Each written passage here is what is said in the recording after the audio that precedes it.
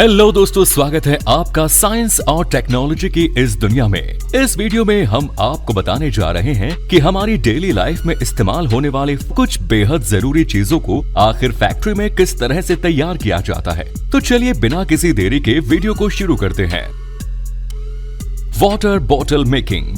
पानी की बोतल को आप सभी ने कभी ना कभी तो जरूर यूज किया होगा, लेकिन क्या आपको पता है कि फैक्ट्रीज में इन्हें बनाया किस तरह से जाता है? पानी की इन बॉटल्स को बनाने के लिए सबसे पहले प्लास्टिक की बनी बनाई छोटी छोटी इन पेट बॉटल्स का इस्तेमाल किया जाता है।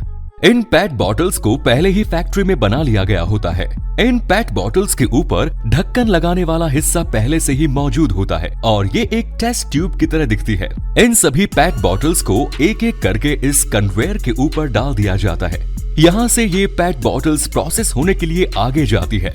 यहाँ इनको एक बोतल का आकार देने के लिए इन्हें एक हीटिंग चैम्बर से गुजारा जाता है। यहाँ इन पेट बॉटल का प्लास्टिक गर्म होकर फैलने के लिए रेडी हो जाता है। फिर इन गर्म हुई पेट बॉटल्स को एक बॉटल को शेप देने वाली डाई में बंद कर दिया जाता है और फिर इसमें एयर देकर इनको बोतल की शेप में फुला दिया जाता है। जैसे ही ये पेट बॉटल्स इन डाई के बीच पहुंचती है तो यहाँ इसमें एयर को फिल करके इन्हें बॉटल के शेप में फुला दिया जाता है। इसके बाद ये पानी की बोतल बनकर पूरी तरह से तैयार हो जाती है।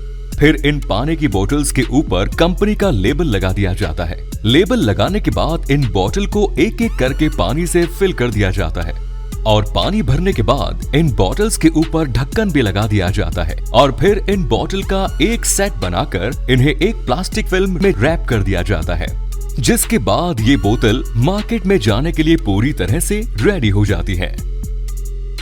Next is disposal cup making. कागज के डिस्पोजल कप बनाने के लिए सबसे पहले बड़े बड़े कागज के रोल लिए जाते हैं। फिर इन प्लेन पेपर के रोल्स को प्रिंटिंग मशीन के जरिए प्रिंट किया जाता है ताकि इनके ऊपर कंपनी का नाम और ब्रांड का डिजाइन आ सके। फिर इन कागज के प्रिंट हो जाने के बाद इन्हें एक कटिंग मशीन से गुजारा जाता है, जहां पर इन पेपर्स को सिंगल डिस्पोजल बनने जितनी साइज में इन्हें काट लिया जाता है। इस तरह से पेपर्स को काट काट कर इनके बड़े बड़े बंडल्स तैयार कर लिए जाते हैं। फिर कागज के बंडल को डिस्पोजल कप बनाने वाली मशीन के ऊपर रख दिया जाता है, जिसके बाद ये मशीन इसके दोनों हिस्सों को मोड़कर इन्हें गर्म करके आपस में चिपका देती है और एक कप का शेप दे देती है। फिर इस कप को एक अलग मशीन पर रखा जाता है, जहां इनके नीचे वाले हिस्से पर एक मशीन के जरिए ग्लू लगाया जाता है। ग्लू लगाने के बाद एक राउंड पेपर इसके नीचे वाले हिस्से पर चिपका दिया जाता है, जिससे ये कप नीचे की तरफ से पैक हो जाते हैं।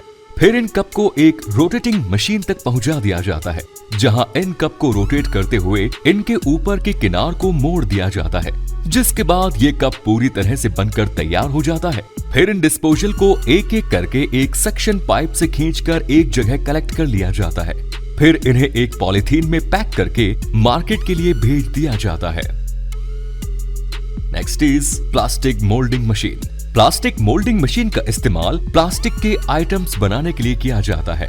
इन मोल्डिंग मशीन की मदद से प्लास्टिक की चेयर, प्लास्टिक कंटेनर और प्लास्टिक के तरह तरह के आइटम बनाए जाते हैं। इन मशीनों में लगी डाई में मेल्टेड प्लास्टिक मटेरियल को डालकर इन्हें कुछ देर तक प्रेस किया जाता है। इसके बाद ये चेयर बनकर तैयार हो जाती है।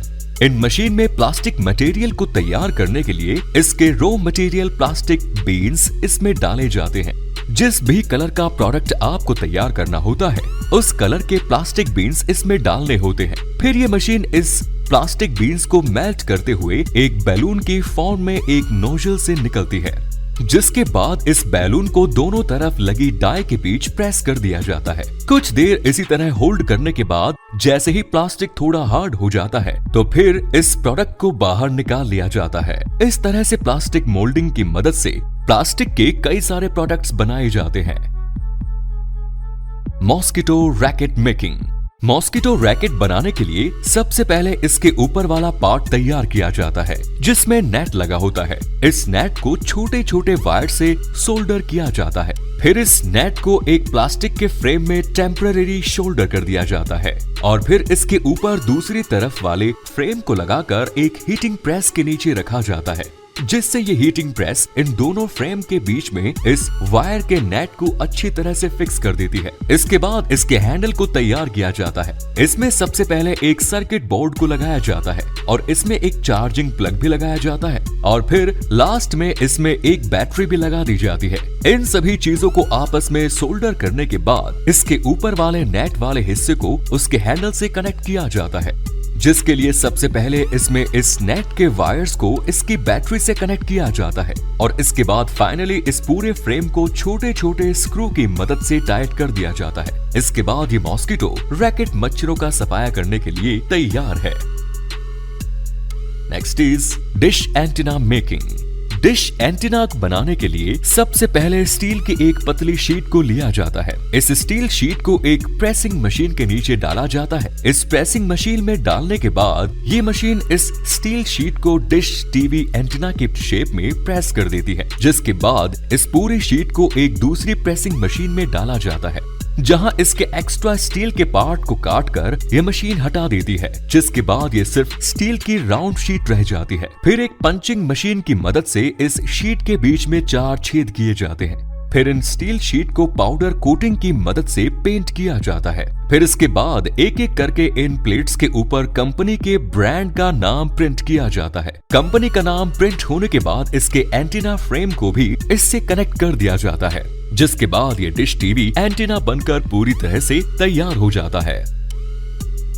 Next is aluminium food container making. आपने इस तरह के एल्यूमिनियम फूड कंटेनर तो जरूर देखे होंगे, जिनका इस्तेमाल खाने को गर्म और लंबे समय तक ताज़ा रखने के लिए किया जाता है। रेस्टोरेंट्स और फूड स्टॉल वाले भी फूड को पार्सल करने के लिए इस तरह के एल्यूमिनियम कंटेनर्स का इस्तेमाल करते हैं। इन कंटेनर्स को बनाने के लिए एल्यूमिनियम की एक सीट ली जाती है। ये एल्यूमिनियम सीट एल्यूमिनियम फॉइल से थोड़ी सी मोटी होती है। इस एल्यूमिनियम शीट का रोल एक प्रेसिंग मशीन में लगा दिया जाता है, जिसके बाद ये प्रेसिंग मशीन इस सीट को पंच करके इसमें फूड कंटेनर्स को बनाती जाती है। आप देख सकते हैं कि कैसे इस मशीन में से एल्यूमिनियम की शीट से फूड कंटेनर को बनाते हुए निकालते जा रहे हैं।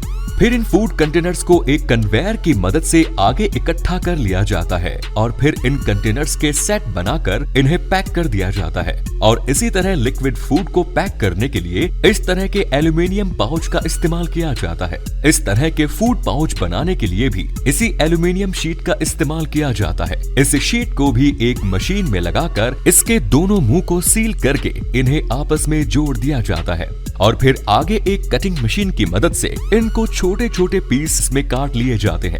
काटने के साथ ही ये मशीन इनके एक साइड को सील भी करते जाती है। इस तरह से ये फूड पाउच बनकर तैयार हो जाते हैं। Next is oil can making. Plastic के ऑयल कैन बनाने के लिए सबसे पहले इसके रॉ मटेरियल प्लास्टिक बीन्स को एक कंटेनर में लिया जाता है और फिर इन्हें एक मेल्टिंग मशीन में डाला जाता है, जहां पर ये मशीन इन्हें मेल्ट करके आगे की ओर प्रेस करती जाती है। फिर ये मेल्टेड प्लास्टिक इस मशीन में आगे लगे नोजल के थ्रू बाहर आते रहते हैं। फिर इस मेल्टेड प्लास्टिक को 2 डाई के बीच में प्रेस कर दिया जाता है और साथ ही इसमें हवा भरकर इसे फुला दिया जाता है। कुछ देर यूं ही डाई के बीच रहने के बाद ये ऑयल कैन बनकर तैयार हो जाता है। फिर इस ऑयल कैन को बाहर निकाल दिया जाता है। इसी तरह से इस मेल्टेड प्लास्टिक को 2 डाई के बीच में प्रेस करके कुछ देर यूं ही छोड़ दिया जाता है। जब तक दूसरे वाला ऑयल कैन तैयार होता है, तब तक इस पहले वाले ऑयल कैन का एक्स्ट्रा प्लास्टिक हटाकर इसे क्लीन कर दिया जाता है। इस तरह से इन प्लास्टिक ऑयल कैन को फैक्ट्री में बनाया जाता है। तो आप सभी को इन फूड प्रोसेसिंग मशीनों के द्वारा इन प्रोडक्ट को बनता देखकर कैसा लगा, अपने विचार कमेंट बॉक्स में जरूर दीजिए। अगर आपको ये वीडियो पसंद आया तो प्लीज लाइक और शेयर करना ना भूलें। ऐसे ही इंटरेस्टिंग नॉलेज से भरे और वीडियोस के लिए हमारे चैनल को सब्सक्राइब जरूर करें। धन्यवाद।